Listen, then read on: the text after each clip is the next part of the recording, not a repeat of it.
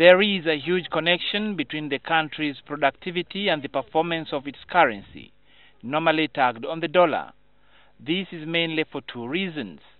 If you produce enough locally, you will save the dollars you would need to import the same items, but also you can export the surplus and earn some dollars or foreign exchange.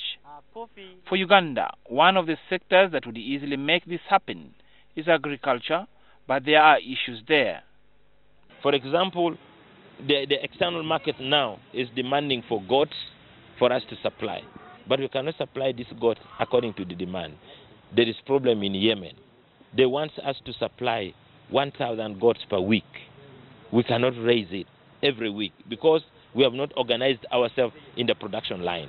The Minister of Agriculture, Animal Industry and Fisheries admits that the current structure of the sector remains in need of urgent review from production to market lines.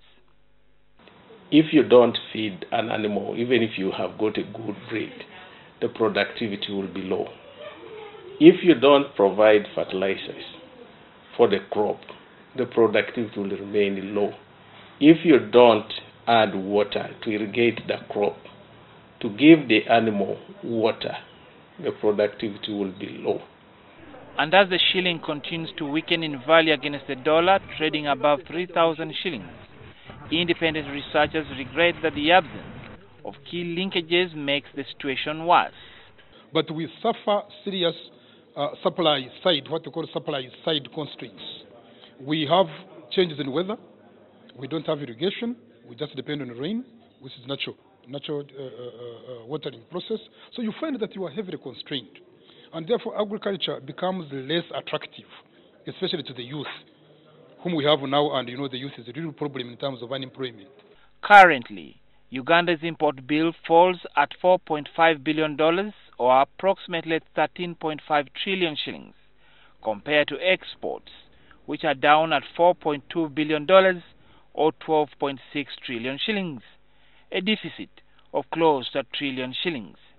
Because when you look at the import data, we are spending anywhere between 300 million, 400 million imports of textiles and garments. Money which could have stayed here. On the other hand, we are exporting cotton, raw. Other foreign exchange ventilators on export, such as hides and skin, are barely well structured, without even a policy to give the subsector direction.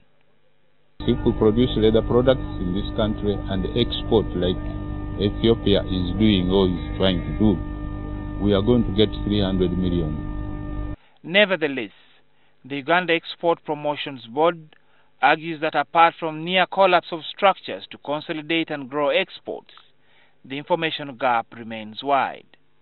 To the exporters, to the Ugandan producers, to the Ugandan traders, to the whole entire value chain, so that they know where the markets are.